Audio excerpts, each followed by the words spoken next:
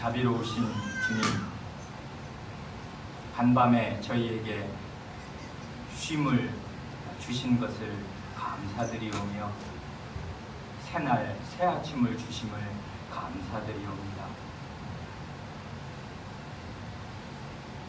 오늘도 저희가 한자리에 이렇게 모여서 하나님의 은혜로 휴가를 함께 즐길 수 있는 날을 허락하여 주시니 감사드리옵니다.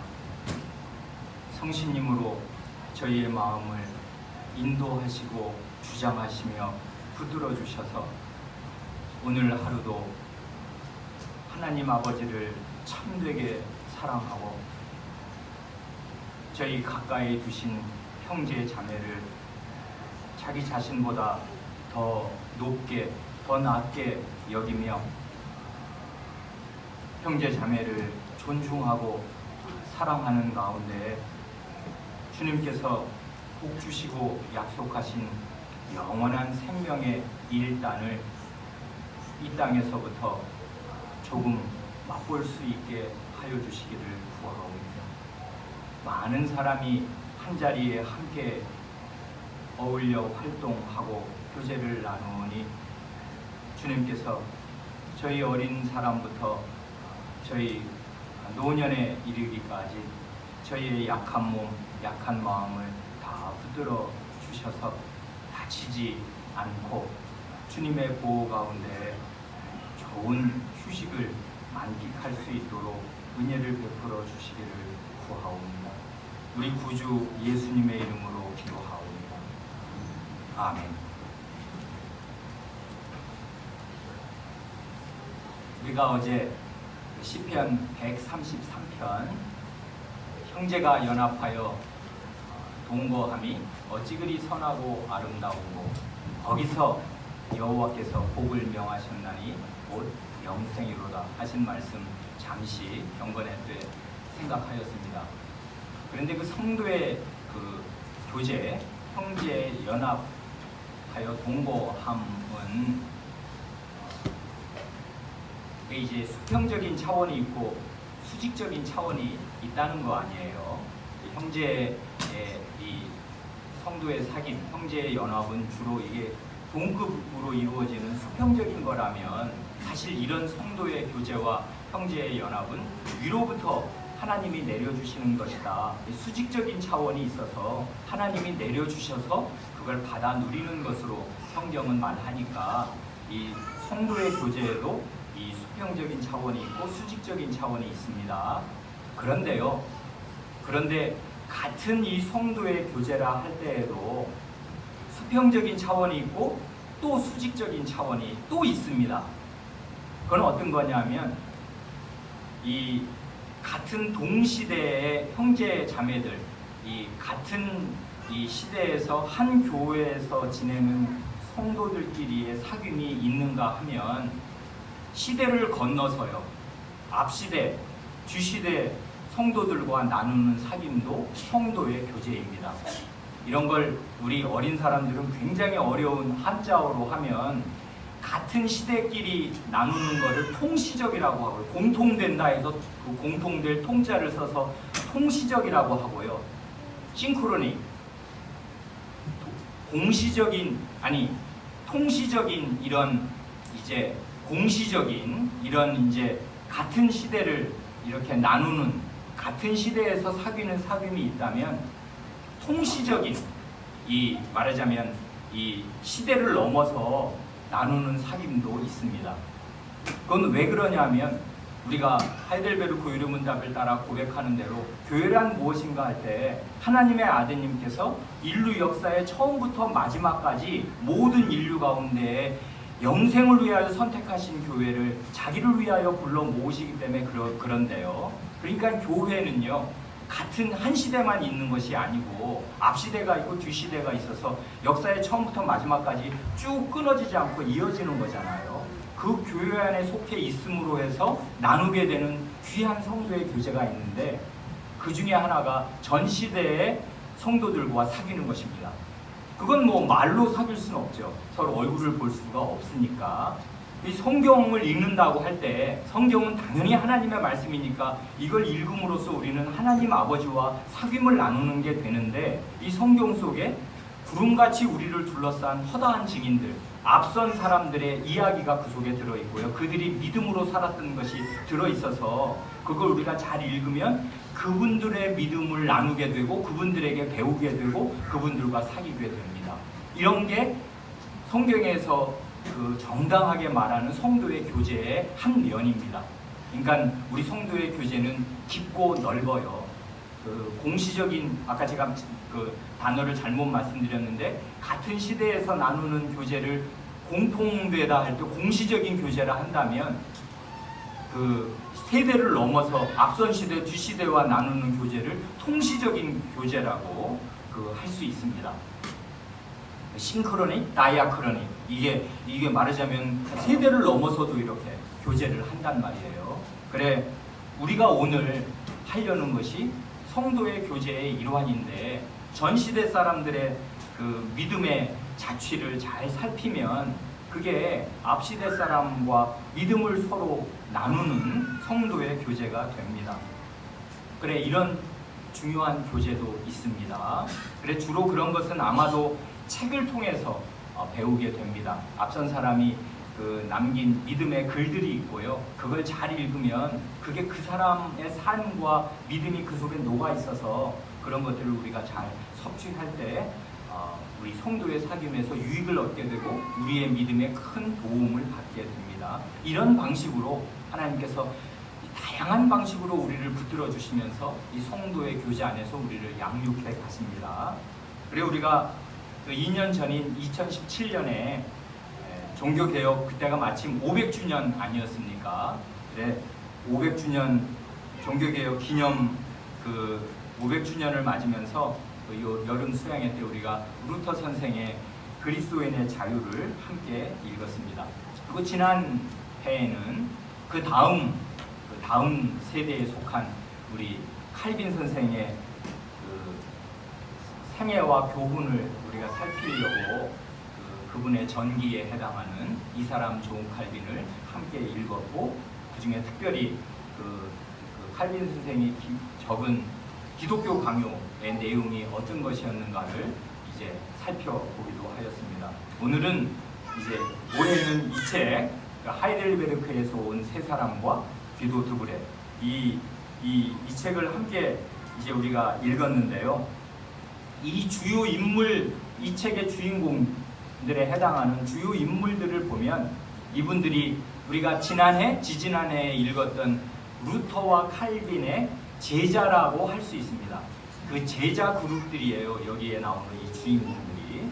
그분들이 아주 중요한 이제 그 유산을 우리에게 남긴 것입니다. 그래, 이분들, 우리가 이번에 올해 읽은 이 책의 주인공들, 이분들이 그 수고에서 남긴 하이델베르크 요리문답과 네덜란드 신앙고백서, 이게 우리에게 유산으로 이분들이 남겼는데, 이 두 신앙고백서는 기독교 강요와 함께 종교개혁, 16세기 종교개혁의 가장 빛나는 열매에 속합니다. 이게 그 종교개혁의 결산이고, 그게 그러니까 뭐 400~500년 전 얘기만이 아니라 오늘 우리에게 직접적으로 영향을 미치고 혜택을 끼치는 아주 열매는 원래 결과물이어서 먹는 거지 않습니까? 먹으면 영향이 되고 맛도 있는, 그래, 종교개혁의 열매입니다. 이런 신앙고백서가.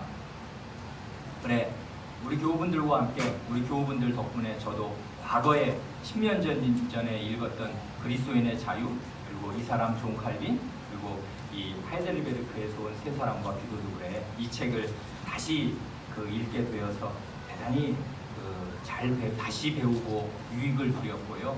우리 교우분들에게 이런 책을 소개하고 읽으실 수 있는 기회를 드린 것을 대단히 기쁘게 생각합니다. 그래, 저는 뭐 이런 졸렬한 강의를 하지 않더라도 이런 좋은 책들을 소개하고 이걸 읽을 수 있는 기회를 드린 거, 그래서 실제로 읽어보면 이건 진짜 말이 필요 없는 거거든요. 본인이 마음으로 느끼고 그 유익을 받으면 이미 그것으로 여기 오시기 전에 말하자면 인건비가 나온 것입니다. 인건비가 빠진 것입니다. 그래 다 잘 배우신 줄로 믿고요. 그래 이제 좀 편한 마음으로 그 중에 그냥 몇 가지 우리가 함께 그냥 기억을 되살리기도 하고 아 맞다 그런 거 있었지 그런 내용이 있었지 이런 이 정도로 그리고 그 중에 한두 가지 좀 더 생각할 만한 점들을 그리고 좀 가벼운 마음으로 이렇게 서로 나누려고 합니다. 우리 어린 사람들 있으니까요. 퀴즈를 한두 개 아주 간단한 거 꼭 필수적인 거 내고 이 강의를 시작하고 싶습니다. 중요한 연대는 있잖아요. 그냥 무조건 외우고 있어야 됩니다. 꼭 외워야 합니다. 그걸 마음에 딱 간직하고 있어야 그게 그 일종의 기준점이 되거든요. 종교개혁이 일어난 해는 몇 년이에요?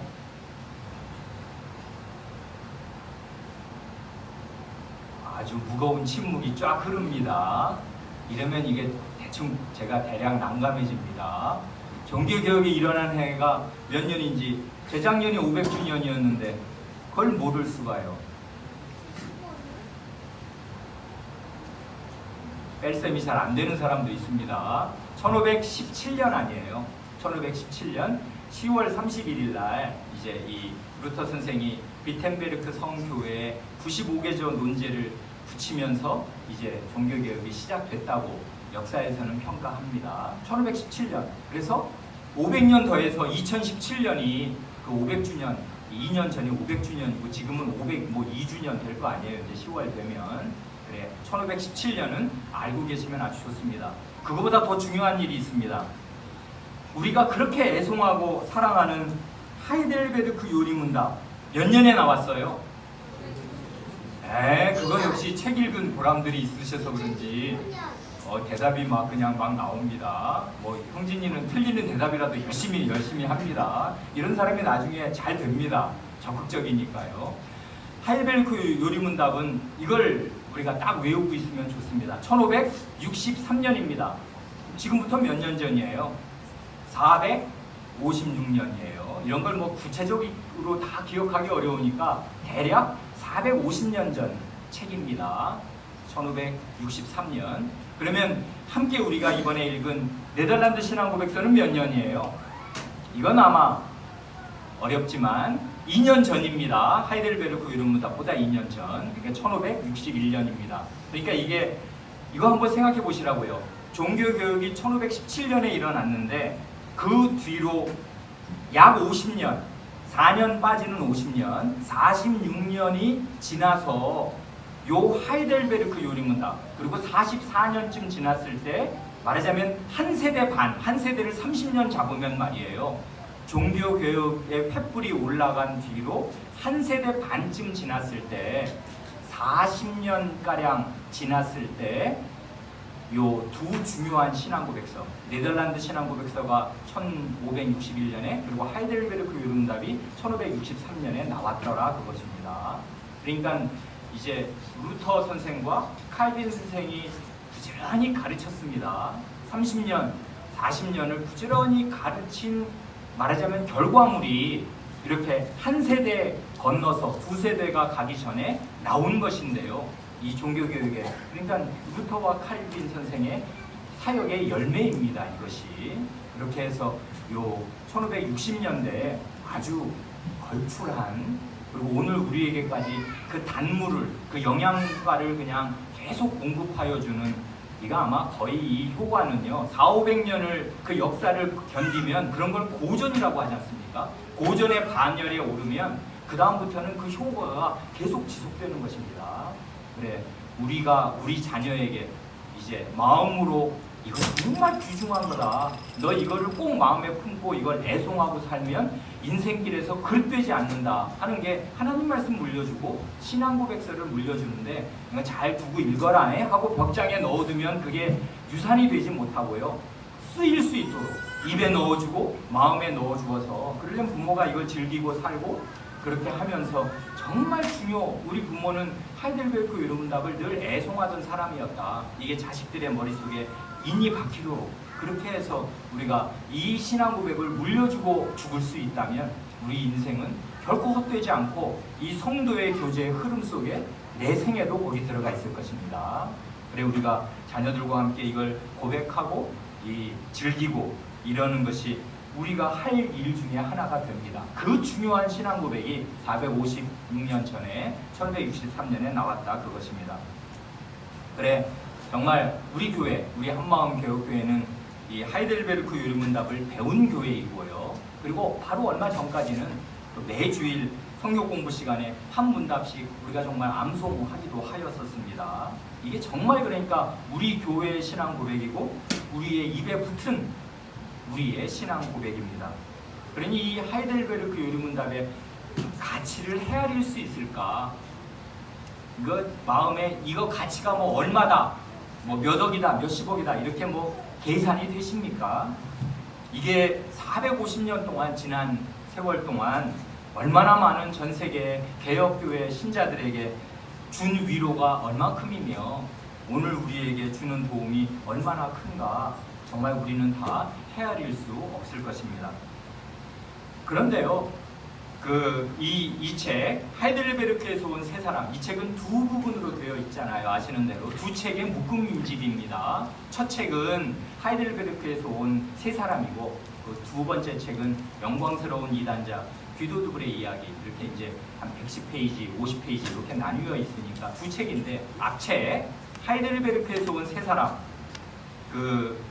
이 책이 말해주는 것은 하나님께서 어떤 사람들을 쓰셔서 이 하이델베르크 요리문답 이렇게 귀한 유산을 오늘 우리에게 물려주셨는가 하는 것입니다. 하나님께서 사람을 쓰신다고요. 자기의 종들을 쓰시는데 과연 어떤 사람들을 쓰셔서 이 귀한 유산들을 우리에게 물려주셨나 하는 그것입니다. 그걸 이제 보고 배울 때 정말 우리가 성도의 교제를 나누면서 믿음의 자극을 받게 될 것입니다. 그러기를 바랍니다. 우리 조는 사람도 아주 자는 사람도 있는데요. 퀴즈 하나를 드릴게요.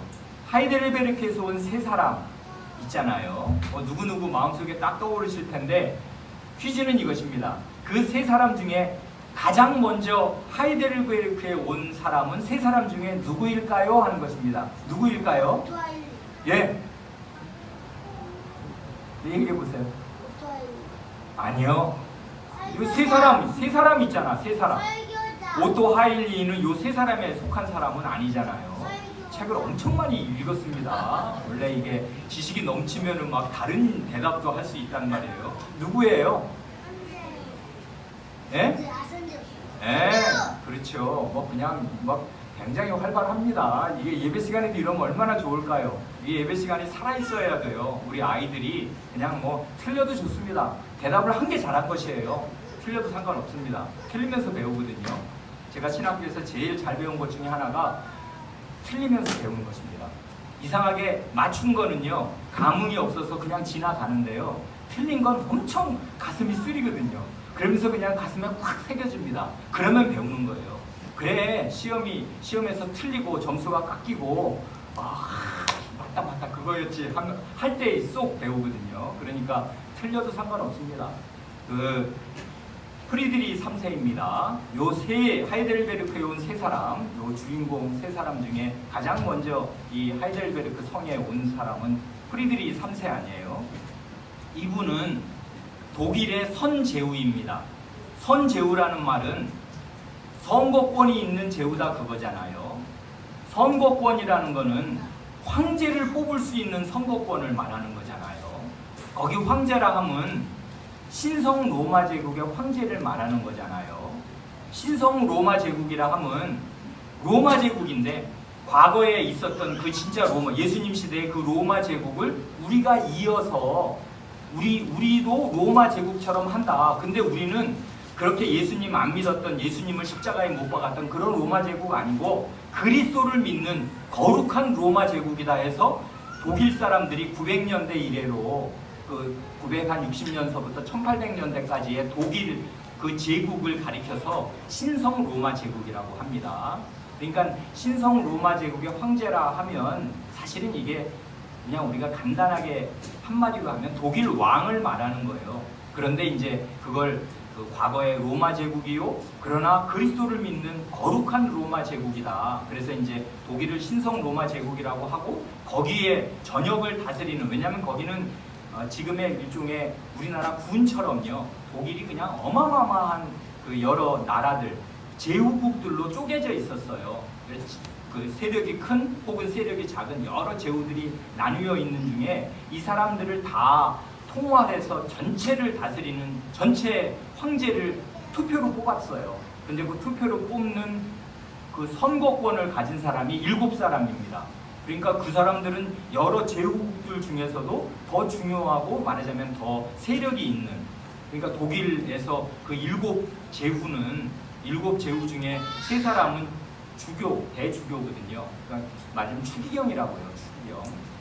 그 급에 해당되는 사람들이기도 하고, 우리 종교의 권한을 가지고 있든 아니면 정치적인 권한을 가지고 있든 이런 사람들이 그 황제를, 독일 왕을 투표로 선출했는데 그 사람이 죽거나 이러는 말이에요. 그런데 그 중에 그 투표권이 있는 이 팔치 지역, 이 라인 강변에 있는, 지도 보시면 다 아시잖아요. 팔치 지역이 상당히 이제 중요한 지역, 요지인데 거기에 하이델베르크 성도 있고 이제 그 영지가 쭉 있습니다.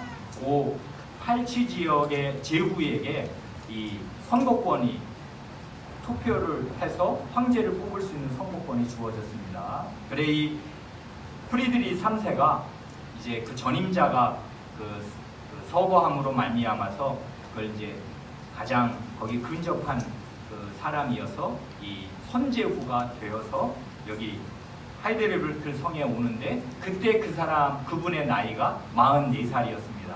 우리 교회에 44살 되신 분 누군가요? 그 정도 나이에 이제 그 선제후로서 하이델베르크 성에 입성을 합니다. 근데 이분은 이분의 그 자란 배경을 알면 도움이 되는데, 이분은 아주 그냥 골수 로마교 집안에서 자란 사람입니다.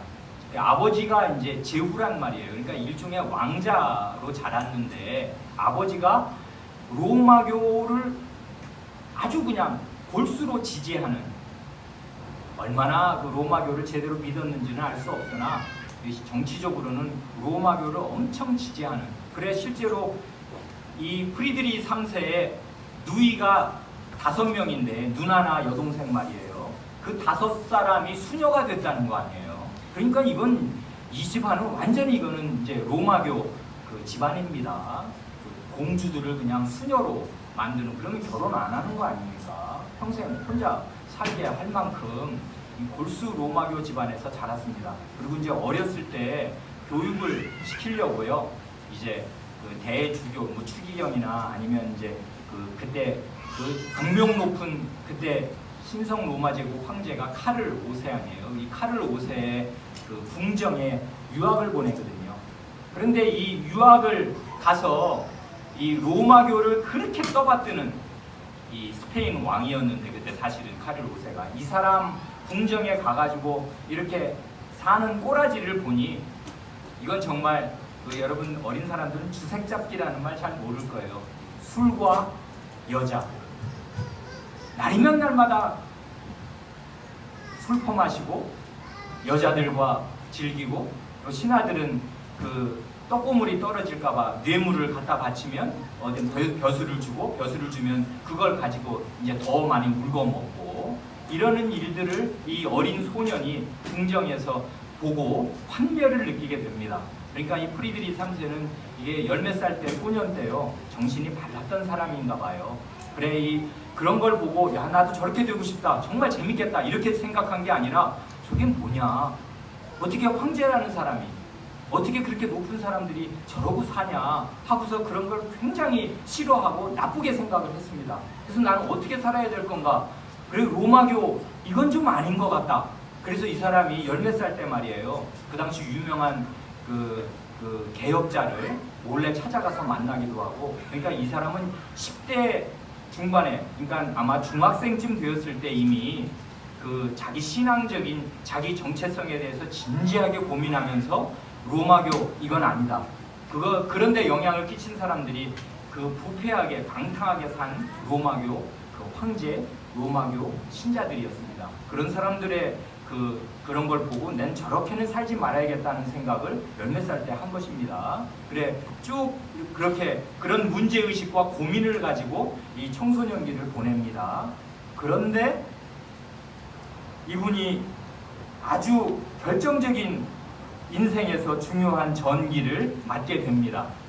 그건 뭐냐면 남자는요 역시 자고로 여자를 잘 만나야 되고요. 여자는 똑같이 남자를 잘 만나야 되는데요. 이분이 한 20살 어가네요. 17살 된 다른 나라 공주와 약혼을 하게 됩니다. 이제 예전에는 결혼 일찍 했잖아요. 저는 요즘에도 이렇게 하기를 정말 바랍니다. 이게 진짜 좋은 거거든요. 원래는 그 신체에도 좋고 정신에도 아주 좋습니다. 그리고 일찍 나와서 일찍 길러 놓으면은 그 여생이 아주 길어지고 그 중요한 젊을 때 중요한 일을 끝내게 되거든요.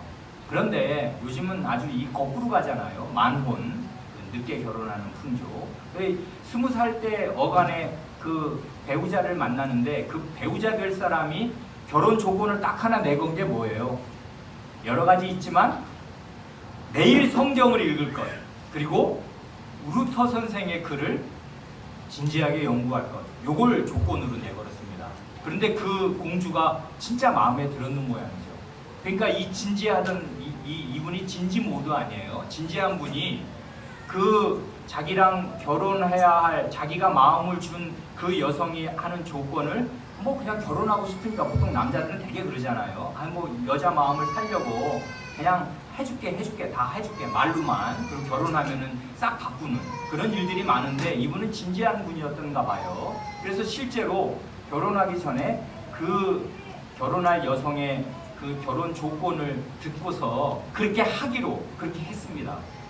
제가 생각할 때는 바로 이게 프리드리 3세의 전 일생에서 가장 중요한 전기가 되었다고 저는 생각합니다.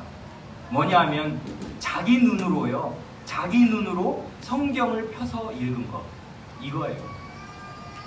그래 결혼하기 전에 그냥 결혼하려고 그 여자 얻으려고 잠깐 해본 게 아니라 이분 나중에 우리가 읽어보면 알지만 이게 평생을 지속됩니다.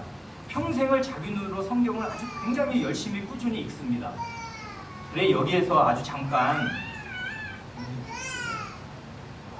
잠깐 우리 자녀 세대를 위해서 우리 성경 읽기와 듣기의 차이에 대해서 조금 말씀드리고 싶습니다. 요즘엔 TV도 잘 안 보지만 사람들 그 TV를 보든지 요즘 젊은 세대는 영화를 또 엄청 보대요. 영화는 정말 가성비가 좋은 한 10,000원 내면은 수백억짜리를 한두 시간 동안 흠뻑 빠져서 즐길 수도 있으니까 그 좋은 여가임에는 틀림이 없겠습니다.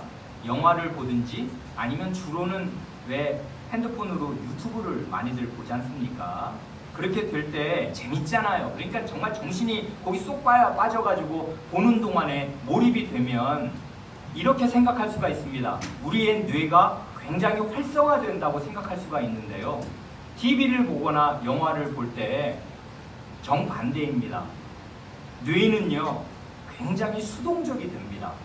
이게 활성화되지 않아요. 물론 그걸 보면 깜짝 놀라기도 하고 재밌기도 하고 슬프면은 눈물도 좀 나기도 해서 그게 뇌가 전혀 안 움직이는 건 아니겠는데 실제로는 뇌가 대단히 수동적이 됩니다. 그런데요 책 읽기는 완전히 달라요. 책은요 자기 뇌가 아주 적극적으로 능동적으로 활동을 하지 않으면 한 줄도 읽어나가지 못합니다. 이게 굉장한 다른 점이에요. 설교는요 여러분 지금 강의를 듣고 계시잖아요. 뇌가 굉장히 수동적입니다. 엄청나게 자기가 집중하지 않으면 그냥 잠시 딴 생각을 하고 오늘 어제 참 잘 못 자서 피곤하다 이러면서 그냥 가만히 있어도 강의는 계속 흘러갑니다. 근데 이게 지금 제가 테스트라고 생각을 해서 책이라고 하면요 자기가 눈으로 마음을 기울여서 읽는다는 행위는 뇌가 움직인다는 건데 엄청나게 움직여야 됩니다. 그러지 않으면 한 줄도 진도가 안 나가요. 한 페이지를 다 읽었는데 만약에 정신이 졸린 가운데서 읽으면 한 페이지를 다 읽었는데 한 줄도 안 읽은 게 되니까 진도가 안 나간 거예요. 이거 소용이 없는 거지. 그래, 책을 읽는다는 거는요, 이건 자기 자신의 뇌 기능을 완전히 거기에 집어넣어서 100%로 굴리고 있는 행위가 돼요. 그래, 책 읽기하고 TV를 보는 거, 이 강의를 듣는 거하고는 완전히 다른 행위가 됩니다. 책 읽기는 그러니까 굉장히 중요한 이 행위가 돼요. 한 줄도 못 읽습니다. 정말 자기를 거기에 들이밀지 않으면. 그래서 말이에요, 이 성경 읽기라는 거, 성경 읽기는요, 사실은 성경은 누구 말씀이에요? 하나님 말씀 아니에요. 그러니까 성경을 읽는다는 행위는, 이걸 다른 말로 하면 하나님 말씀을 듣는 것이 됩니다. 근데 하나님 말씀을 결국 하나님하고 나하고 1대1로 마주 앉아서 하나님은 이 텍스트로 말씀하시고 나는 그것을 듣는데, 설교 듣는 거랑 완전히 다른 거는 나의 뇌와 나의 정신이 거기에 완전히 집중을 해서 몰아넣지 않으면 한 줄도 하나님 말씀을 못 듣게 되는 거지. 이게 성경 읽기의 굉장한 특징이에요. 그러니까 이거는 하나님 말씀을 듣는 것인데 가장 적극적으로 듣는 행위가 됩니다. 성경 읽기야말로. 그러니까 이건 읽기와 듣기가 하나로 되는데 자기 자신을 완전히 들이밀어서 그 안으로 집어넣은 듣기가 됩니다. 이런 듣기는 없어요, 세상에.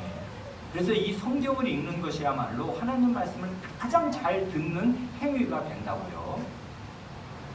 물론 어린아이 때는 어떻게 해요? 그거 읽으면 압니까? 아예 책도 못 읽어요. 그럼 어떻게 해야 돼? 어린아이 때는 부모의 입을 통해서 하나님 말씀을 듣습니다. 그리고 우리는 어떤 면에서 하나님의 말씀에 대해서 다 어린아이와 같습니다. 하나님 말씀은 어려운 부분 굉장히 많아요. 목사도 늘 쩔쩔맵니다. 완전히 정말 설교 딱 끝나고 나면 완전한 빈털터리가 돼요. 거지입니다. 한 푼도 안 남습니다. 큰일 났습니다. 다음 설교 뭐 해야 될까? 여러분 굉장히 목사님 공부 많이 해서 많이 알고 있는 것 같죠? 전혀 아니에요. 아무것도 없습니다. 이제 이 밥통을 채워야 돼요. 일주일 동안. 그러니까 새로운 일주일이나 최소한 2, 3일이라도 주어지지 않으면 설교는 안 나와요.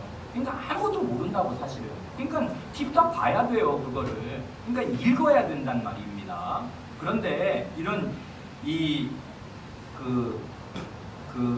우리가 성경을 독자로서 그리고 하나님 말씀을 들을 사람으로 성경을 읽는다고 할 때 성경은 어렵습니다. 많은 경우에 무지하게 어려워요.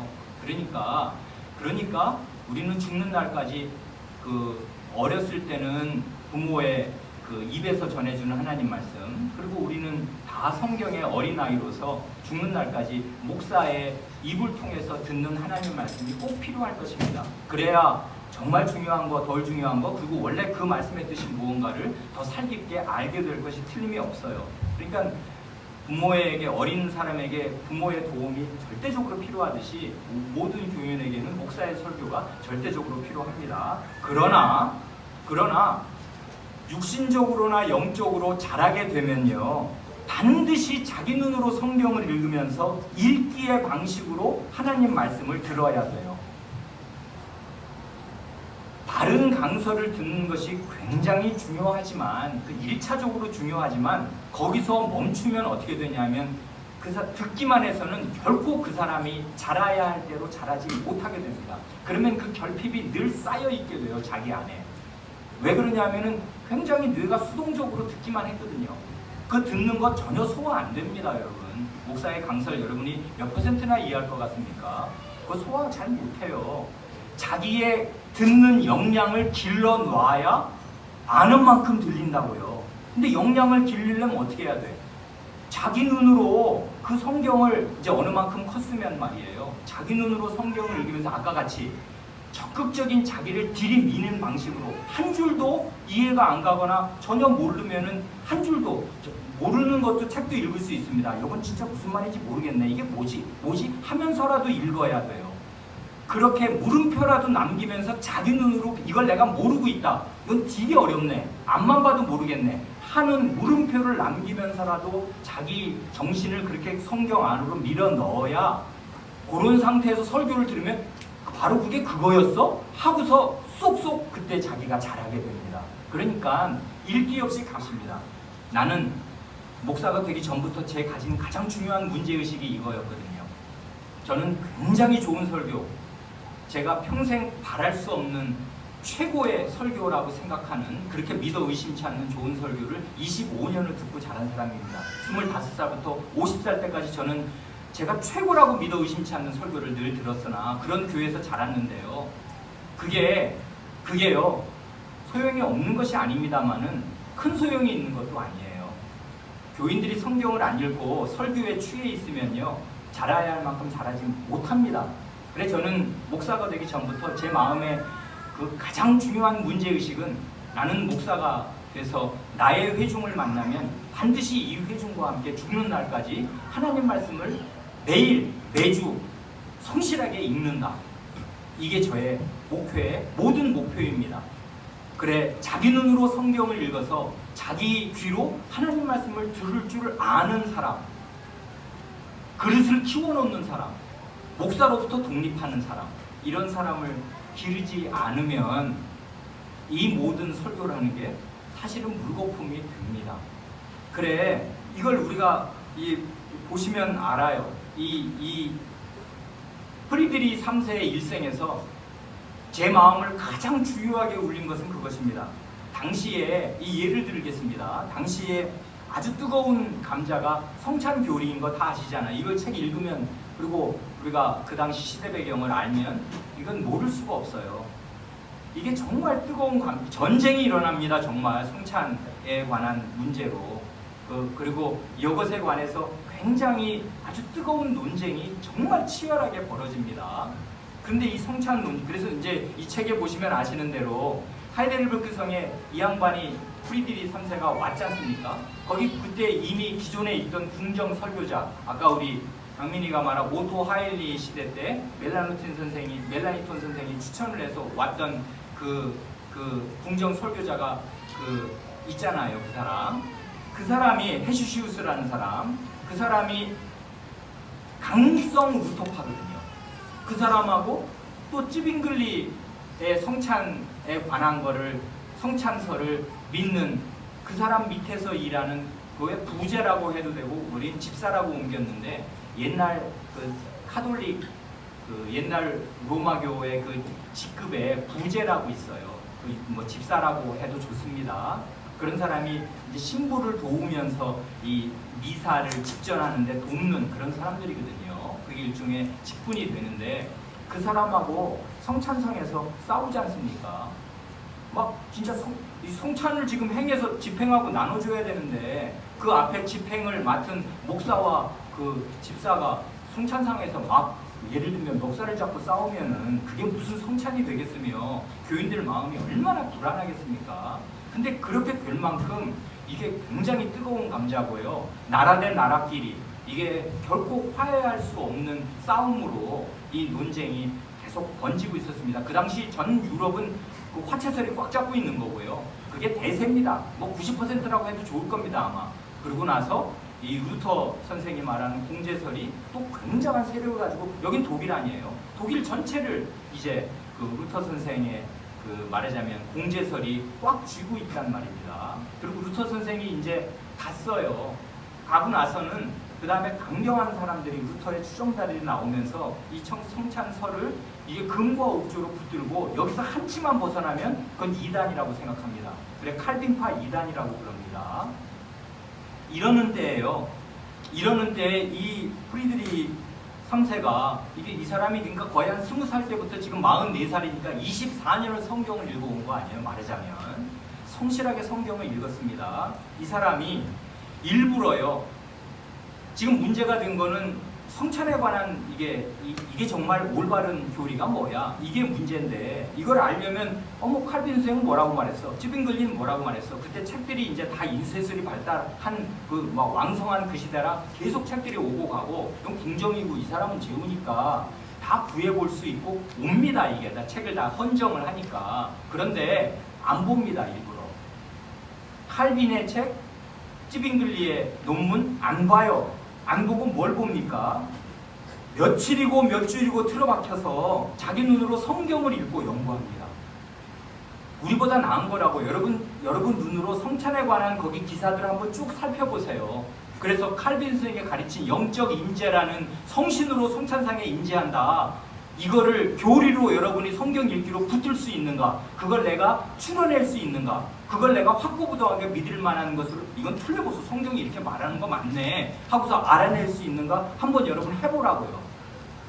성찬에 관한 구절 많지도 않습니다. 따지고 보면 엄청 많은데요. 여러분 아마 그런 성경들이 성찬에 관련될 거라고 상상도 못한 구절들 많이 있어요. 그러니까 직접적인 구절은 얼마 안 된다는 말입니다. 그런 걸 앞뒤를 열심히 읽어보라고요. 그게 칼빈 선생과 같은 결론이 나오나? 안 나와요, 웬만한 사람들은. 그러니까 이분 굉장한 성경 읽기의 독자입니다. 이게 짬밥이 있는 거라고요. 20살 때부터 40살, 20몇 년을 성경을 열심히 읽어온 그런 터 위에서 이게 제후인데 자기 눈으로 성경을 읽는 거라고요. 그래서 이 사람이 성찬에 대해서 자기 마음속에 결론을 내리는데 희한한 게 그 결론이 칼빈 선생이 내린 가르친 결론과 똑같았다 그것입니다. 실제로는 자기 눈으로 성경을 자기 눈으로는 칼빈 선생의 글을 한 글자도 안 읽었다고. 이 사람이 나중에 제급 의회에 소환되지 않습니까? 거기서 말하잖아요. 저는 칼빈의 글을 읽은 적이 없다. 칼빈의 책을 나는 읽은 적이 없다. 그런데 결론은 똑같았습니다. 이게 희한한 거라고요. 칼빈을 읽지 않았는데 결론은 칼빈과 똑같은. 왜 그래요? 칼빈 선생이 성경을 가장 바르게 잘 가르쳤기 때문에 성경을 제대로 읽은 사람은 칼빈 선생이 가르친 그 가르침대로 갈 수밖에 없는 것을 이 프리드리 3세가 자기가 입증한 거라고요. 그래, 우리 교회 성경을 지금 읽는데요. 많은 가장들이 그렇게 말하더군요. 아이, 성경 읽어야 되는데 참 바빠서, 먹고 사느라 바빠서 우리가 이해 못할 일이 없지 않습니까? 다 얼마나 바쁜지 우리가 왜 모르겠습니까? 아침부터 저녁까지 정말 시달리지. 집에 오면 지치잖아요. 그러니 쉬어야 되고, 사실은 쉴 틈도 충분하지 않아서 피로가 누적되는 한국에 무슨 성경을 매일 열심히 읽는단 말입니까? 다 힘들게 사시는 거 압니다. 그런데 여러분 이거 한번 그거 그렇게 힘들게 사는 게 결국 가장으로서 내게 딸린 요 세네 식구 뭐 많아봐야 4-5 식구 먹여 살리느라고 아침부터 저녁까지 이렇게 바쁜 거 아니에요? 여러분 제후가 얼마나 바쁜지 상상할 수 있습니까? 제후는요, 그 자기가 맡은 한 영지에, 한 나라에 정치, 경제, 사회, 문화, 종교 이 모든 것이 자기 관할이고 자기 책임하에 있고요. 계속 재판해달라고, 판결해달라고 계속 안건들이 밀려오고요. 그리고 프리드리 3세는 아시는 대로 중간중간에 전쟁을 치릅니다. 자기가 그 젊을 때 참전하기도 하고요. 그리고 자기 아들을 그 프랑스 그 신교도들, 이 개혁신앙 가진 사람들의 개혁신앙을 지키기 위해서 로마교와 전쟁이 붙을 때 자기 아들 참전시켜서 그 희생되기도 하고 그러지 않습니까? 그렇게 전쟁이 있으면 군대를 보내려고 그러면 신경 쓸 일이 얼마나 많습니까? 이건 한 가정 책임지는 거랑 차원이 다른 거란 말이에요. 무지하게 바쁜 사람입니다. 왕이야말로 눈꽃을 새가 없는 사람이란 말이에요. 그런데 성경을 신실하게 읽습니다. 그래서 저는 이 프리드리 3세에 관한 걸 이번에 이제 쭉 읽으면서 그 여호수아 1장 8절 말씀이 제 마음에 가장 많이 생각났습니다. 여호수아 1장 8절. 이 율법책을 내 입에서 떠나지 말게 하며 주 야로 밤낮으로 그것을 묵상하여 그 가운데 기록한 대로 다 지켜 행하라. 그리하면 네 길이 평탄하게 될 것이라. 내가 형통하리라. 왜 이 말씀이 생각나냐 하면 이건 누가 누구한테 주는 말씀인가요? 하나님, 여호와 하나님께서 여호수아에게 주는 말인데 여호수아가 누군가요? 군대 총사령관입니다. 이 60만 장정 60만 대군과 그 딸린 식구들, 어린 식구들의 생명을 책임지고서 전투를 지금 앞두고 있는, 이 사람은 평생이 전투로 시작해서 전투로 끝난 사람 아니에요. 여호수아는 전쟁 한복판에서 자기 생애를 경영해야 될 사람이고, 여호수아 1장 8절이니까 이제 모세의 후계자가 돼서 이 가나안 땅에 들어가서 정복 전쟁을 해야 할 초입에 있는 사람에게 하나님이 요구하신 거, 군대 총사령관에게 요구하신 거는 이 율법책을 내 입에서, 네 입에서 떠나지 말게 하라는 건 계속 읊조리고 있으라는 것이고요. 계속 이 말 낭송하고 있어. 주야로 그것을 묵상하여 그 가운데 기록한 대로 다 지켜 행하라. 그러면 네 길이 평탄하게 될 것이라 네가 형통하리라. 너 군대 사령관이지. 이 땅 얻어서 나눠줘야 되지. 그 일 이루려면 어떻게 해야 돼? 주야로 하나님 말씀 묵상하고 그 네 입에 딱 붙여놓고 있어. 이게 하나님의 그 말하자면 약속이면서 명령이었습니다. 왕에게 주신 명령, 가장에게 주신 명령이 다를까요? 나는 먹고 살기가 너무 힘들어가지고 정말 시간이 하나도 없어서 성경 못 읽는다고요? 그런 가장은 없는 것입니다. 왕도, 군대 사령관도, 전쟁을 치러야 될 군대 사령관도 이런 명령을 받고 이런 명령에 순종할 때 그의 인생이 잘 됩니다. 그리고 그가 하는 그 중대한 일들이 잘 된다고요. 하이델베르크에서 온 요 세 사람을 읽을 때 우리가 주요하게 봐야 할 것은 그것입니다. 이 프리드리 3세가 어떤 사람이었나? 성경을 자기 눈으로 읽은 사람이었습니다. 그 바쁜 와중에. 그래, 이 프리드리 3세가 선제후가 되어서 이제 하이델베르크에 온 때 44살인데 이때가 1559년입니다. 뭐 이 연도를 기억하실 필요는 없는데 1559년인데 이게 왜 중요하냐면 아까 하이델베르크가 몇 년에 나왔죠? 예, 63년. 그러면 요 빼면 몇 년이죠?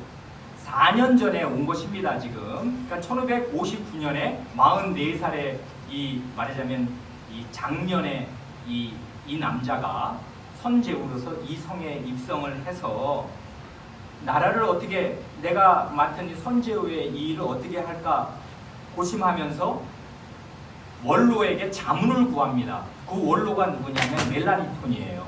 멜라니톤은 누구냐면 루터 선생의 동역자요, 루터의 후계자이며 루터의 오른팔과 같은 사람입니다. 그리고 당대의 대학자입니다.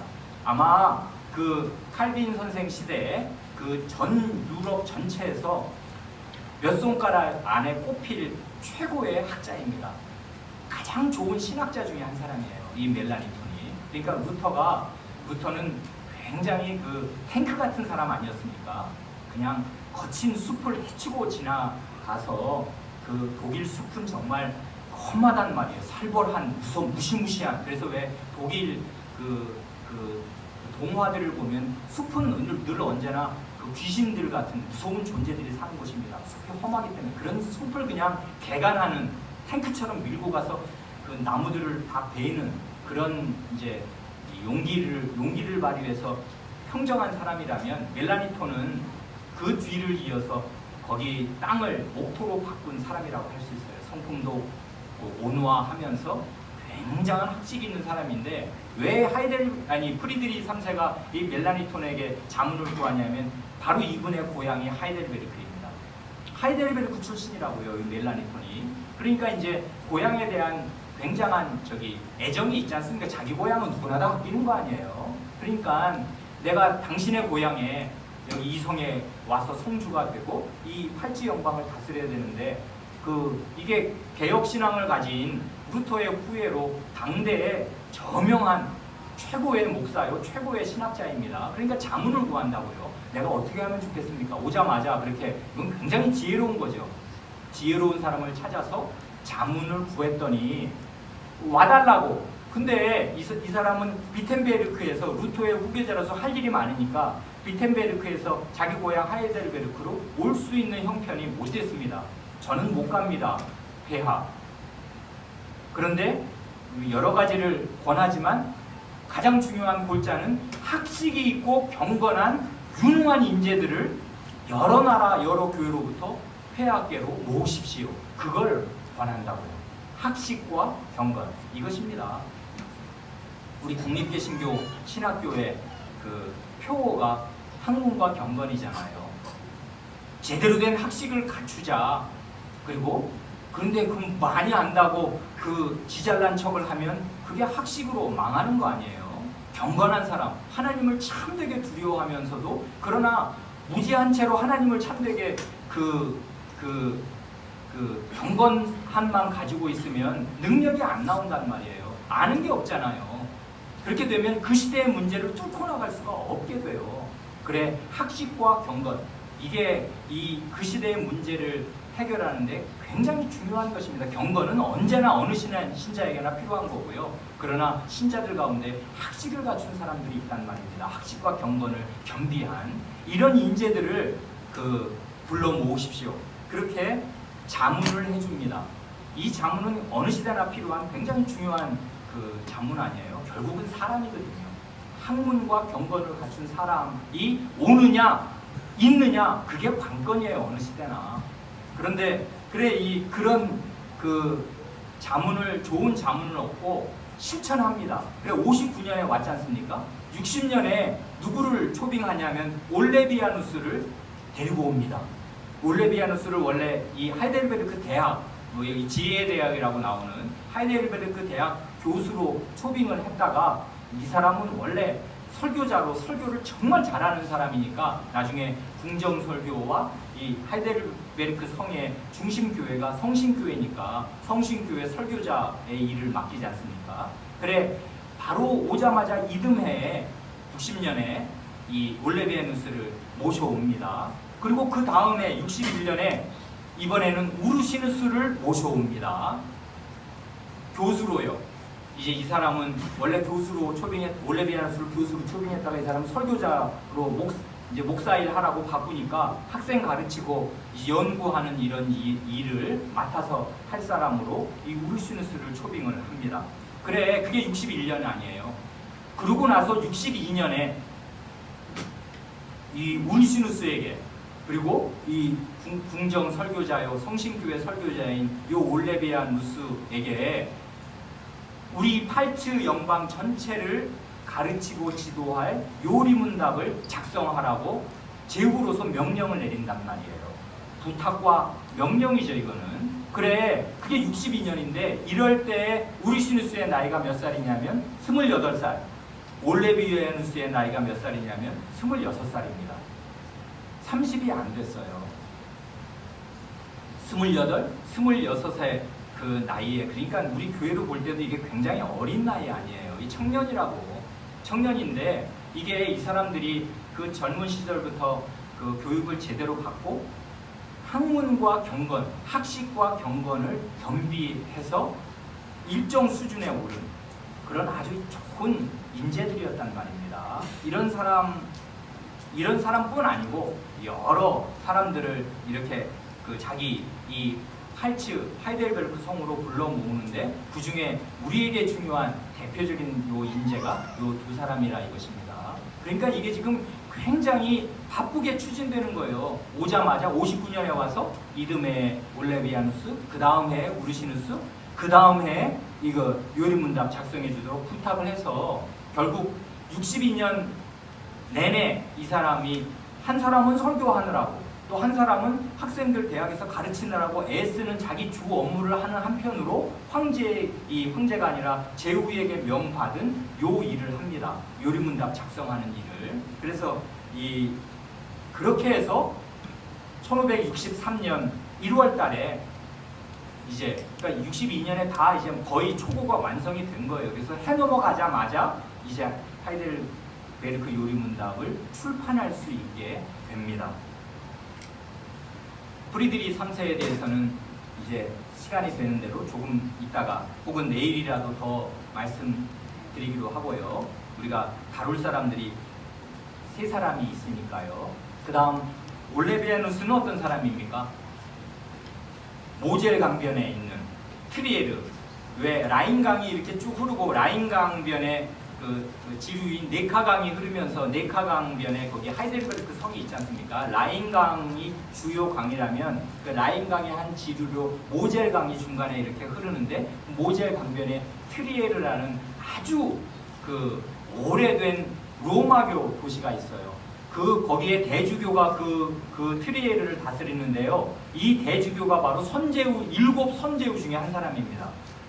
그러니까 이건 그 당시로 보면 나는 새도 떨어뜨리는 굉장한 정치 권력을 가지고 그 당시는 이 대주교라는 사람들이 세속 권력도 갖고 땅을 차지해요. 그러니까 이거는 왕과 같단 말이에요. 거의 추기경 이런 사람들이 대주교. 그래서 이런 대주교가 다스리고 있는 정말 수백 년 된 유서 깊은 이 골수 로마교 이 도시에서 이 사람이 태어나서 자랍니다. 근데 이제 교육을 잘 받습니다. 그래 거기 트리에리에서 왼쪽으로 지도상 왼쪽으로 가면 파리, 프랑스 파리, 여긴 지금 독일인데 다 붙어 있잖아요, 나라들이. 프랑스하고 독일하고. 그래 이 파리로 건너가서 파리에 좋은 대학들이 많이 있었지 않습니까? 그래 파리로 가서 6년을 유학을 합니다. 그러니까 이게 고등학교, 대학생 그때예요. 이게 나이가.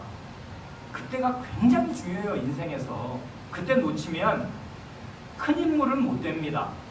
평생 우리는 배우는 거지만 평생 배워야 합니다. 그리고 평생 조금씩 잘하는데 어렸을 때 싹을 굉장히 중요한 싹이 형성됩니다. 10대가 굉장히 중요해요. 하나님 말씀 배우는 데에서나 아니면 학문적으로 요 10대, 요 20대 초반까지가 한 25세, 뭐 한 30세, 하여튼 넉넉히 잡아서 10몇 살 때부터 30세까지가 중요합니다.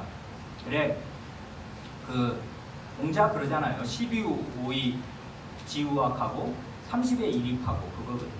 15세 학문의 뜻을 두고 30에 내 두 발로 섰다 그거지 않습니까? 15살 때부터 30살 때까지 엄청 공부했다는 거예요. 30살쯤 되고 나니까 독립할 수 있어서 내 두 발로 딱 세상을 볼 수 있게 됐다 그 얘기입니다. 근데 그게 거의 뭐 진리는 아니지만 비슷하게 맞아 떨어지는 것 같습니다. 이 사람들을 보면 그래요. 그래 이 사람이 그 21살 때 이제 박사 학위를 받습니다. 요즘 학제하고는 좀 다르죠. 예전에는 뭐 그 대학을 가거나 공부 많이 한 사람이 있는 데가 아니니까 이제 요즘엔 뭐 21살 박사는 굉장히 드물지 않습니까? 대학교 뭐 한 2, 3학년이나 되겠습니까?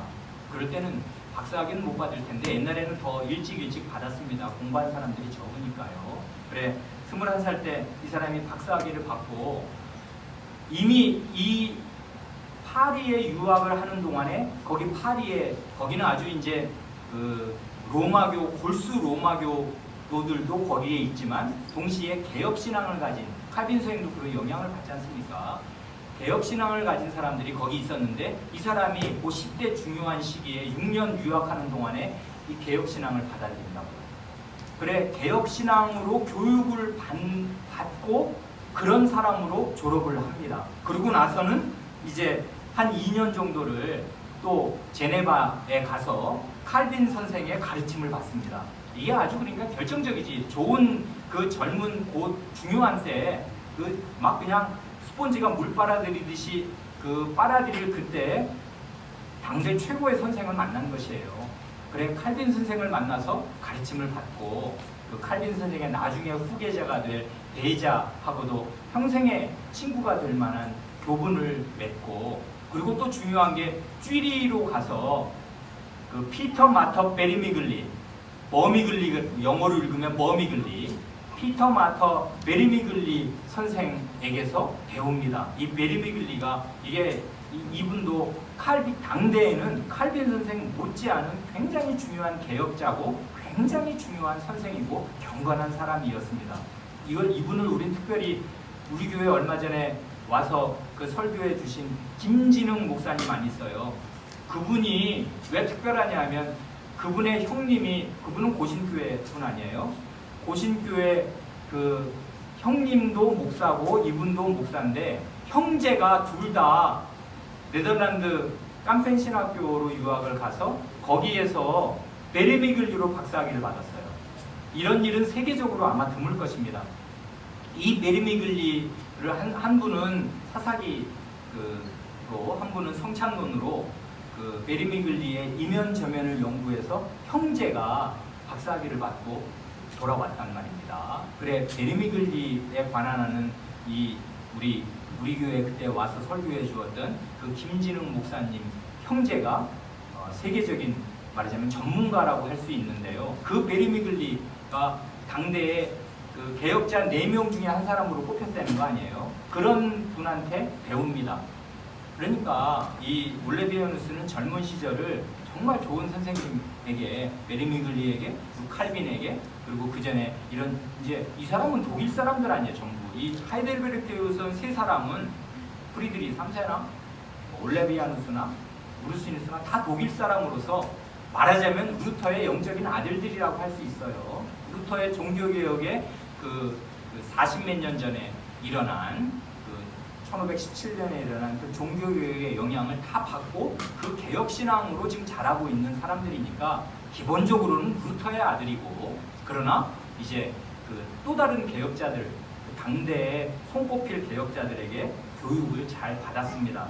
그래 이제 이 사람이 다시 제네바로 가서 거기서 칼빈에게서 계속 배우면서 이제 내가 어디로 가서 사역을 할 건가를 할 때 그 유명한 그 불같은 파렐이 자네 고향으로 가서 하나님 말씀 전하게 이렇게 그 지정을 해줍니다.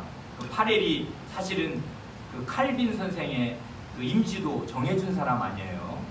그 여기서 이 제네바에서 당신 일하라고, 그러지 않고 혼자 조용히 뭐 공부하고 책 쓰고 싶다고 그러면 하나님의 저주가 당신에게 임할 것이라고 그렇게 이제 반협박을 해서 주저앉혀서 칼빈 선생을 제네바의 사람으로 만든 사람이 이제 파렐 그 목사님이 이 젊은이의 앞길을 그렇게 사역지를 말하자면 그렇게 조언을 해주었습니다. 그 조언을 받고 자기 고향으로 갑니다. 그래 이 젊은 목사가 23살 때요. 얼마나 어려요. 지금 우리로 보면 23살 목사가 학식과 경건을 가진 사람으로 설교를 하는데 이분이 굉장히 말하자면 언변이 좋았던 것 같습니다. 그래 정말 사람이 이제 뭐 굳이 표현하자면 구름같이 몰리는데 그 당시에 그 트리에르라고 해봐야 그 독일의 좁은 말하자면 작은 그 성읍 아니에요.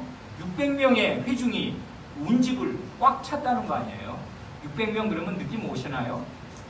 우리 교회 예배당 만석이면은 몇 석입니까?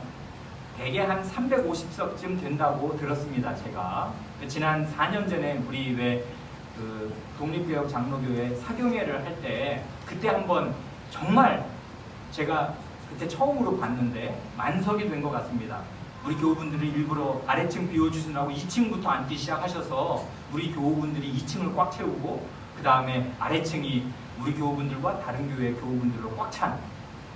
그래서 예배당 그때 우리 짓자마자 2015년 아니에요. 2월에 예배당 그 준공식 하고 나서 바로 4월에 우리 예배당이 꽉 찬 모습을 보았는데요.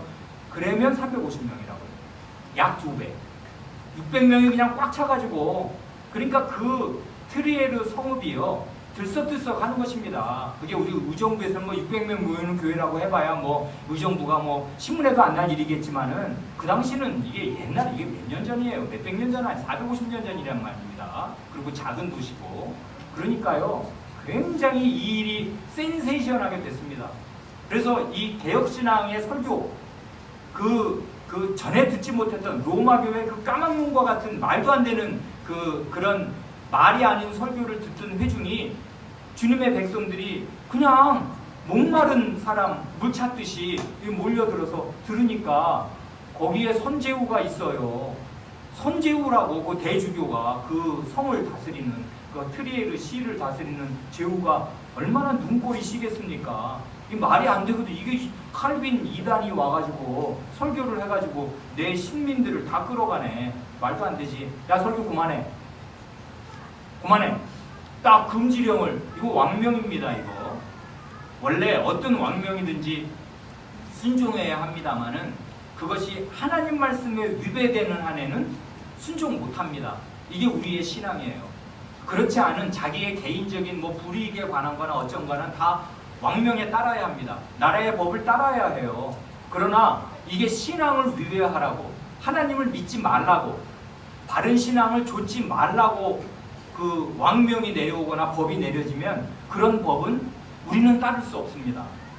그건 왜 그러냐면 하나님이 그 위에 그 왕권을 주신 것은 하나님께서 하나님의 법을 시행하도록 사람을 죽이는 사형을 시행할 수 있는 칼까지 주신 것인데 그래 국가는 칼을 가지고 있어서 정말 그 법을 어긴 잔혹무도한 자들은 반사회적이어서 살려둘 수 없는 사람은 죽일 수도 있게 그렇게 큰 권한을 주신 것이지만 그것은 하나님의 법이 시행되고 이 무법천지가 되지 않도록 그렇게 그런 중대한 권한을 주신 것이지 하나님의 권위를 무시하고 하나님의 법에 반대되도록 권위를 주시면 그 권위를 주신 원래 목적을 위배하는 거거든요.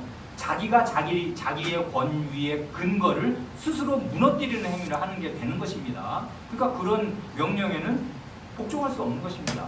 계속 설교를 합니다. 이 23살 요 젊은 설교자, 말하자면 목사가. 그래 어떻게 돼요? 감옥에 갇힙니다. 투옥이 된다고요, 젊은 사람이. 그럼 거기서 계속 있으면 인생 이제 끝난 거지, 거의. 뭐 감옥에 갇히게 되고 그러고 나서 무슨 좋은 꼴을 보겠습니까? 그런데 이 사람을 프리드리히 3세가 보석금을 치르고 빼내 오지 않습니까? 그래서 자기네 원래 대학으로 초빙을 한다고요. 프리드리히 3세는 이런 소식들이 이제 들려오니까 이런 소식들을 들을 때 개혁신앙을 가진 사람으로서 개혁신앙을 가진 학식이 있고 경건한 젊은이들을 보물처럼 여기고 있는 판국에 그렇게 고초를 치르고 감옥에 갇혀 있다고 하고 트리에리에서는 더 이상 활동을 할 수가 없게 됐으니까 돈을 주고서라도 그 사람을 빼내서 자기네 성으로 모신 것입니다. 그리고 한 가지 이제 인연이라는 말이 이게 뭐 불교 용어니까 그런 게 뭐 그런 말을 뭐 쓰는 게 적절할지는 모르겠습니다만 어쨌든 우리가 그런 단어를 알고 있고 쓰니까 굳이 그런 단어를 만약에 쓴다면 이 프리드리히 3세와 올레비아누스는 개인적인 인연도 있습니다. 읽어서 아시지요? 아들의 친구라고요. 근데 그 아들이 참 안 됐습니다. 그렇지 않습니까? 그 프리드리히 3세는 개인적으로 아픔을 많이 겪은 사람인데요. 7남매를 낳았는데 아내와의 사이에. 그러니까 일찍 결혼했으니까요. 20살 어간에 결혼했으니까 줄줄이 낳을 수 있는 것입니다. 30살 될 때까지 10년 동안 줄줄이. 그래서 자녀를 7을 둔 중에 그 딸이 15살 되기 직전에 죽지를 않나? 아들이 파리로 개혁신앙을 배우도록 유학을 파리로 보내잖아요. 근데 거기서 그만 놀다가 익사한다고요. 그 익사, 아들이 물에 빠져 죽을 때 그 친구를 구하려고 물에 뛰어든 사람이 바로 올레비아누스예요. 네, 자기도 죽을 뻔했다가 이제 다른 사람에게 의해서 가까스로 구조되어서 올레비아누스는 살았는데 프리드리히 3세의 아들은 물에 빠져 죽고 맙니다.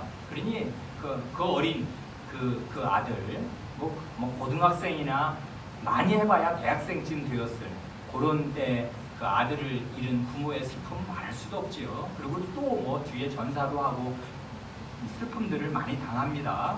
어쨌든 그런 이제 자기 아들을 구하려고 물에 뛰어든 자기 아들의 친구였기도 하고 그런 인연뿐 아니라 이 사람이 굉장한 그 학식과 경건을 갖춘 사람인 걸 알고 이 사람을 자기네 왕국으로 이제 모셔옵니다. 우르시누스는 어떤 사람이에요? 우르시누스는요, 거기 이제 라인강이 있고요. 그 라인강, 독일은 언제든지 독일의 한강이 라인강이니까 라인강을 중심으로 생각해야 되는데 라인강 오른쪽으로 가면 엘베강이 있습니다. 엘베 강변에 그 맨 위에 비텐베르크가 있고요. 그 엘베강 더 오른쪽에 오데르강이 있어요. 그러니까 원래 비텐베르크도요, 우리나라로 치면 독일로 치면 이게 거의 함경도쯤 됩니다. 그러니까 오지고 북쪽이고 외진 곳이라고요. 비텐베르크가 뭐 대단한 중심 도시가 아니에요. 거기다가 더 오른쪽 변방으로 치우쳐서 이 브레슬라우라고 있으니까 이 우르시누스는 원래 그러니까 독일의 변방에 있는 그런 이제 출신인데 이 사람이 의회 장학생으로 비텐베르크로 가서 이제 멜라니톤 선생에게 7년을 배웁니다. 이게 아주 중요한 거라고요. 멜라니톤은 누구라고 말씀드렸잖아요. 루터 선생의 동역자고 오른팔이라고요. 루터 선생이 그냥 척척 치고 나가는 거를 신학으로 아주 정교화하고 체계화한 아주 온화한 학식이 있는 경건한 사람. 그래, 칼빈도 멜라니톤을 알아보고 이 멜라니톤이 칼빈 보고 진정한 신학자라는 별명을 붙여주잖아요. 그러니까 실력 있는 사람은 실력 있는 사람을 척 알아보는 것입니다. 이 성경 실력도 실력이에요. 그거 여러분, 이건 실력은 어떻게 속일 수가 없는 것입니다. 바둑 두는 거랑 완전히 같은 거예요. 바둑도 왜 치수 조정하잖아요. 바둑을 딱 두어보면 몇 급이야? 뭐 6급이야? 나는 5급? 나는 1단, 2단? 그러면은 뭐 프로야, 단되고 나면야 다른 거지만 급수가 다르면요, 바둑을 딱 둬보면은 이건 2점 깔아야 된다, 1점 깔아야 된다, 이런 게 딱 답이 딱 나오는 것입니다. 그런데 이 멜라니톤이 알아봤어요. 이 칼빈 젊은 사람인데 이 사람이 쓴 글과 그 다음에 특별히 그 토론에서 이 사람이 그 로마교의 그 논적들을 어떻게 하나님 말씀과 교부들의 글로 격파하는가, 통쾌하다 정말. 그리고 어떻게 실력이 있는가를 금세 알아보고서 이 진정한 신학자다, 이렇게 이제 그 별명을 붙여주지 않습니까? 그래, 그 당시 개혁자들끼리 서로 실력을 알아보았습니다. 그 멜라니톤, 이 사람은 굉장한 분입니다. 정말 그 당대에 몇 손가락 안에 꼽히는 대학자이고 정말 경건한 분인데, 이분에게, 이 좋은 선생님에게 이 젊은 학생이 16살이나 뭐 고등학생 되었을 그 나이 때에 7년을 배운다고. 그러니까 고등학교 대학 시절을 가장 그 유럽에서 가장 좋은 선생님에게 배운 것이에요. 제대로 배운 것입니다, 이 학생이.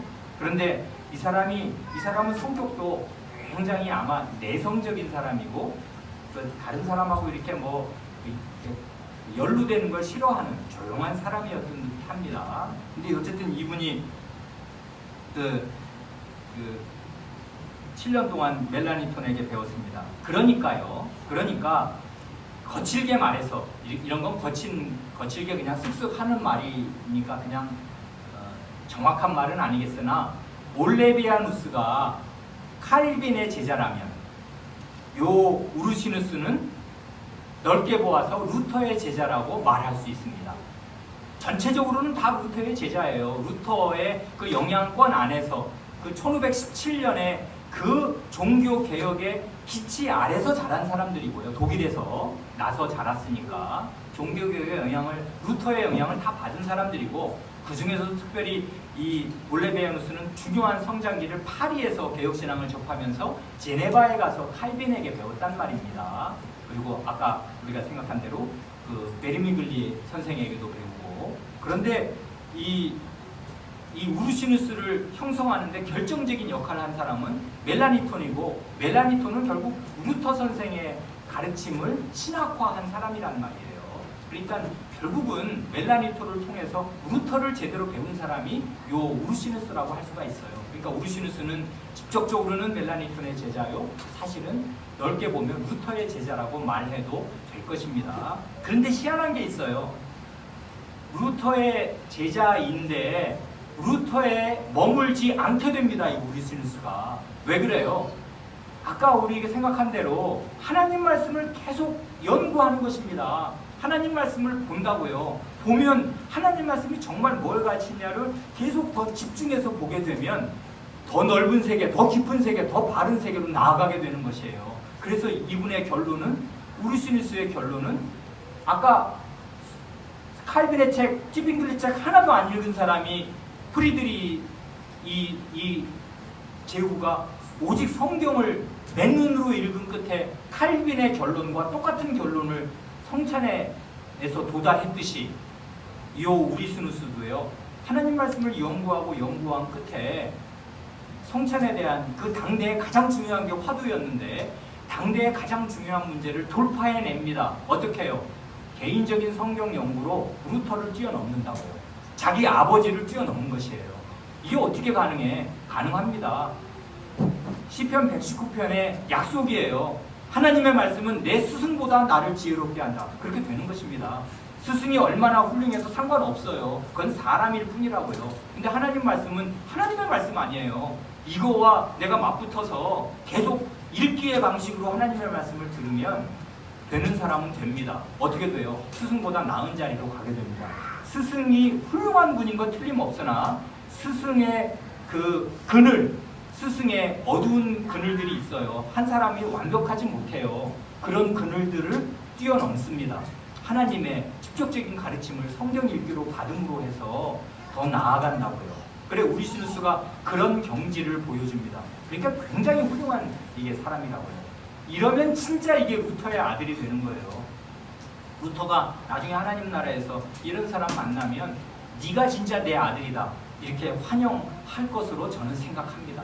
이런 게 진짜 루터의 아들이거든요. 루터 하면서 루터를 떠받들면서 딴 사람들을 그렇게 공격했던 그런 사람들이 루터의 아들이 아니고 이렇게 루터를 징검다리로 삼아서 하나님 말씀으로 나아간 이런 사람들이 정말 루터의 진짜 아들이라고 말할 수 있을 것입니다. 그래 이 사람이 이제 졸업한 뒤에 이제 7년을 제대로 배웠지 않습니까? 고등학교, 대학교 제대로 배우고 나서 1년을 유럽 여행을 하는데 놀러 다닌 여행이 아니라 주요 종교개혁의 주요 거점들을 이 사람이 쭉 편력합니다. 한 바퀴 쭉 도는데 제네바에도 간다고요. 제네바에 가서 칼빈 선생을 만나서 이 칼빈 선생의 저서를 선물로 받기도 하고요. 그리고 베리미글리 선생을 만납니다. 그러니까 쭈리히로 가는 거예요. 쭈리히에는 거기 이제 원래 찌빙글리 선생이 그 쭈리히의 개혁자고 그 밑에 그 물링거라는 쭈빙글리의 후계자는 아주 중요한 그 목사요 신학자가 있고 또 베리미글리가 와 있었는데 쭈리히예요. 그러니까 쭈리히도 아주 종교개혁의 중요한 도시가 됩니다. 거기에 이 중요한 이 베리미글리 개혁자가 있으니까 그분의 가르침을 이제 받게 됩니다. 그 전에 이제 유럽 여행을 이제 마치면서 칼빈 선생도 만나고 이 여러 도시들의 그 개혁 신앙을 접한 뒤에 고향 브레슬라우로 돌아가서 거기 이제 교수로서 그 교장으로서 학생을 가르치는데 이 사람이 골수 루터파, 우리 책에서는 그 높을 고자를 써서 고 루터파라고 하잖아요. 골수 루터파들이 있습니다. 그 사람들의 공격을 받습니다. 성찬에 대해서 그리스도의 몸이 이 성찬의 떡, 잔에 몸이 함께 있어. 그 아래에 있고 그 안에 들어있어. 이거 루터 선생님이 가르친 거야. 너 그거 믿어 안 믿어? 말해 이렇게 하는 것입니다. 그러면 이분은 자기가 동의하지 않는 것이 있어요. 공제설의 불합리한 것을 알게 된 것입니다. 이분이 하나님 말씀으로. 그래 자기가 동의 안 해요. 그래 정성껏 이 싸우기 싫으니까 정성껏 논문을 씁니다. 하나님 말씀으로 이 성찬의 도리, 우리는 지금 독일이고 루터의 개혁교회 안에 속한 루터의 자식들이면 틀림이 없지만 성찬에 관한 것은 이게 더 하나님 말씀에 맞는 것 같다 하고 써내면 같은 루터의 자식이라고 생각하는 다른 사람들이 가만두지 않습니다. 저건 돌아다닌 것도 보면 뭐 제네바도 갔다 오고 여기저기 다닌 거 보니까 저거 칼빈파 2단 아니야? 이러면서 공격을 한다고요. 이런 일이 왜 생기냐 하면요. 이건 아주 우리가 역사에서 얻는 중요한 교훈 중에 하나인데요. 저는 최근에 우리 교회 안팎에 일어난 여러 일들을 가슴 아픈 일들을 너무나 가슴 아픈 일들을 겪으면서 이 역사가 훨씬 더 잘 이해가 되게 되었습니다. 뭐냐면 큰 인물이 지나가고 나면요 반드시 후유증이 생깁니다.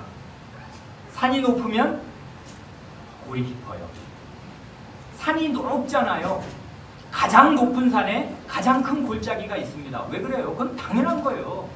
산이 가장 크니까 그 산에 형성되는 골짜기가 가장 깊어요.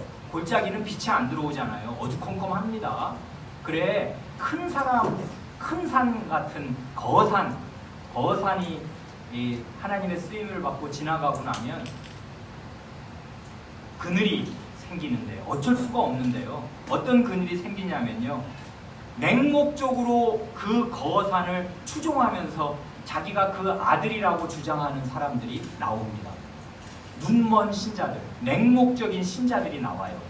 이건 어느 교회나 어느 그 집단이나 똑같습니다. 아주 큰 위대한 인물이 하나님께서 쓰신 위대한 인물이 그 교회에 나오고 나면 그게 축복이지요. 하나님의 은혜 아니에요. 그거보다 더 큰 은혜는 사실 없습니다. 하나님께서 대부분의 은혜를 사람을 통해서 내려주시거든요. 부모, 자식에게 부모만한 복은 없단 말이에요. 이거 완전 생명줄이야, 부모가. 그것처럼 교회에 하나님께서 하나님의 종들을 내려주시면 이게 우리의 거의 생명줄이에 가깝습니다. 이거보다 더 큰 은혜 거의 없어요. 사람을 통해서 은혜를 주시는데 그 은혜가 그늘이 생겨요. 이건 하나님 잘못도 아니고 그 본인의 잘못도 전혀 아닙니다. 누구의 잘못일까요? 그 후손들의 덜 떨어진 후손들의 잘못이에요. 왜 이런 잘못이 생기냐면요. 그 자기 선배가 그 훌륭한 목사가 가르친 그 정신을 제대로 딱 깨닫고 붙드는 사람이 소수 나옵니다. 그건 정신을 이해한 거예요. 이러면 어떻게 되냐면 그 자기 부모로부터 독립을 하게 되는데 독립함으로써 그 부모와 똑같은 수준과 부모가 가르친 그 정신에 이르게 됩니다. 이렇게 되면 진짜 그 사람의 루터의 아들이 되는 거예요. 근데 이렇게 안 되는 사람이 나와요. 그냥 루터 그러면 최고야. 이런 사람은 역사에 1500년 동안 없었어. 어거스틴 이래로 루터 같은 사람은 없었어. 그 말 맞습니다. 최고입니다. 전 유럽에 이런 사람 없습니다. 맞습니다. 근데 그게 바로 우리 교회 목사야. 그게 바로 우리나라 사람이야. 내가 그 교회 다녀. 루터는 최고입니다. 그러면 그가 한 말이 뭐든, 왜냐하면 성경을 안 읽거든. 자기 눈으로 성경을 또 읽으면 성경이 보이나? 안 보이거든. 독자적으로 읽을 능력이 없어요. 그러면 루터 선생님이 가르친 그것을 완전히 묵수합니다. 그래, 거기 묵자가 들어가요. 묵수한다고요.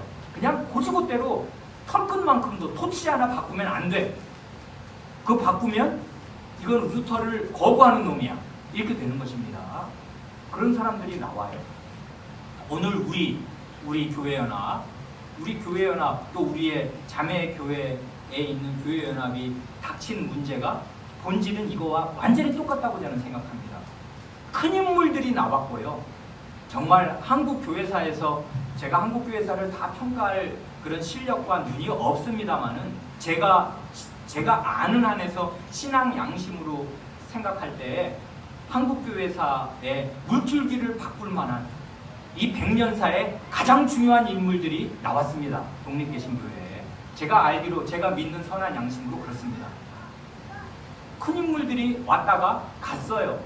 그러고 나면 반드시 후유증이 생깁니다. 어떤 후유증이요? 나는 그 목사를 따른다 이거예요. 묵수합니다. 그러고 나면 딴 사람들을 공격을 해요. 어떻게 해요? 이건 안 따른데 왜 루터를 안 따르냐고 공격을 한다는 것입니다. 그래, 이 우르시누스가 공격을 받습니다. 너무나 비참한 공격을 받아요. 그래, 전 이번에 5번째로 2006년에 나왔습니까? 13년 전에 나왔는데, 그때 이 책을 출판사에서 펴내느라고 4번을 10몇 년 전에 보고 교우분들 덕분에 이번에 5번째로 다시 정독을 했는데, 이번에 보면서 제가 줄친 데가 딱 두 군데 있습니다. 이건 개인적인 거랑 아무 무가치한 건데, 우리 교우분들에게는. 제 개인적으로 이 책을 5번째 읽으면서 아주 그냥 아주 살깊게 또 배우게 됐는데, 제 마음을 심금을 울린 그 구절 딱 2군데 중에 하나는 우르시누스의 고백이었는데, 나는 평생 치유되지 않을 상처를 입었다. 그런 말이 나오거든요. 제가 그 심정을 딱, 내가 바로 그 심정이다 하고 딱 그렇게 거의 줄을 치게 됐어요. 같은 교회 안에서 교회 분열이 일어나고 그 큰 인물이 지나가고 난 다음에 서로 치열하게 싸우게 되면 평생 치유되지 못할 상처, 내상을 입습니다. 이 우르시누스가 그런 내상을 입었어요. 그래, 자기를 그렇게 가르쳐줬던 자기 인생의 멘토요, 인생의 선생이었던 그 멜라니톤 선생이 가고 나니까 미련 없이 사직합니다. 그리고 고향을 떠난다고요. 그래, 쥐리로 와서 그 베리미글리, 그 훌륭한 자기 멜라니톤이 생각날 만한 학식과 경건이 있는, 그리고 하나님 말씀을 제대로 따르면서 루터의 말하자면 맹신자가 되지 않는 그런 훌륭한 제대로 된 선생님 밑에서 공부합니다. 그럴 때 이 프리드리 3세가 베리미글리 선생님을 초빙하잖아요. 와주시라고. 왜냐하면 당대의 대학자니까 이런 분 모시면 최고입니다. 그랬더니 베리미글리 선생이, 나는 너무 늙었습니다. 나는 여기서 할 일 마저 하고 제후께서 이루실 그런 일에는 제가 저 대신 다른 사람을 보내겠습니다. 그게 누굽니까? 그게 우르시누스라고요. 자기가 겪어보니 이 젊은이 정말 쓸만한 학식과 경건이 있는 젊은이였습니다. 그래 베리미글리가 추천을 해서 우르시누스가 이제 61년에 이 하이델베르크 성에 오게 됩니다. 이렇게 해서 세 사람이 만납니다. 프리드리히 3세, 올레비아누스, 우르시누스. 프리드리히 3세는 44살쯤 된, 그 다음에 이 두 젊은이는 20대 이제 후반을 지나는 이 세 사람이 그 마음을 합해서 우리가 그렇게 애송하는 이 하이델베르크 요리문답을 작성하게 됩니다. 오늘은 여기까지 말씀드리고요. 내일 시간이 있으면 그 이어서 더 말씀을 드리겠습니다. 같이 기도드리겠습니다.